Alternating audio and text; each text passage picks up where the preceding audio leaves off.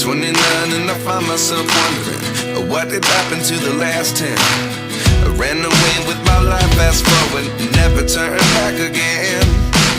It's kind of funny that the more we pass time, the more we need to set them rewind. And 19 was the year I had to leave you, but now I'm seeing all the signs. Is this really happening? I can't believe it's true.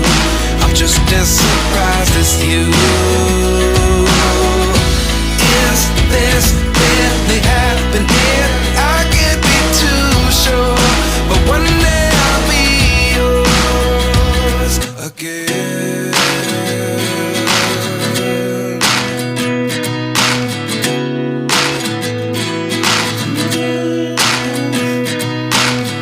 Life lessons come one in a dozen.